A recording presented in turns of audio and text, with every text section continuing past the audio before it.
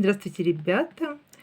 Сегодня будем читать книжку «Приключения песика и котика», продолжение. Эта сказочка называется «В лесу». Однажды летом песик и кошечка решили прогуляться. Солнце светило ярко, и кругом было очень хорошо. «Куда мы пойдем?» – спросил песик. «Может быть, в лес?» «Можно и в лес», – ответила кошечка. «Только долго не собирайся. Но ведь должна же я привести себя в порядок. А ты? На кого ты похож? Одно ухо у тебя смотрит вверх, другое вниз. Ну и пусть, гордо сказал песик. Мне нравится, когда одно ухо смотрит вверх, а другое смотрит вниз. Дорогой они стали думать, что они будут делать в лесу. «Сначала поиграем в прятки», — сказал песик.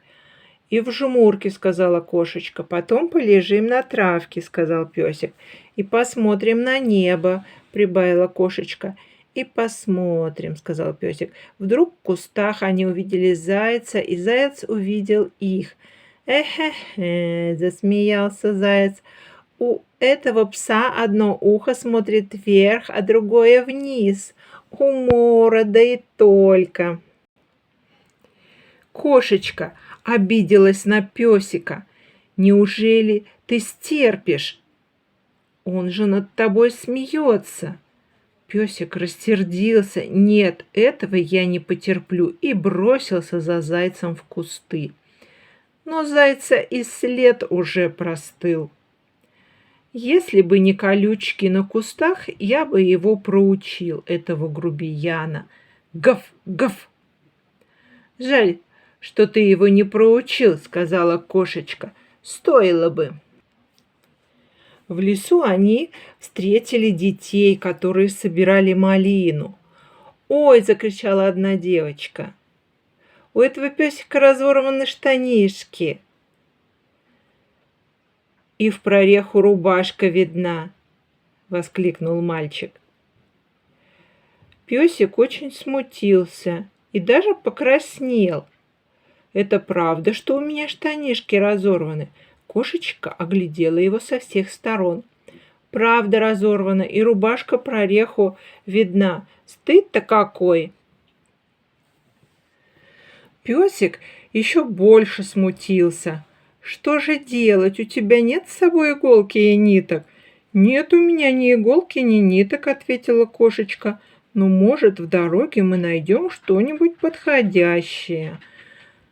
Они пошли дальше, но песик так стеснялся своих разорванных штанишек, что все время закрывал дыру лапой.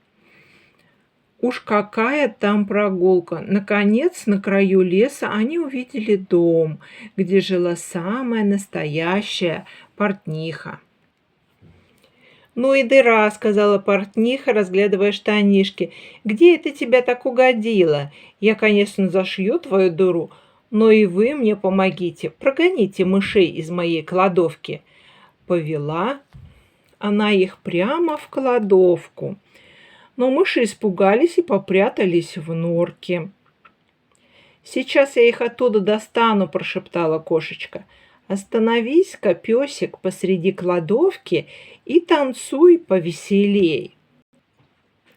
Песик встал среди кладовки и давай пританцовывать, да так и сяк, и в присядку.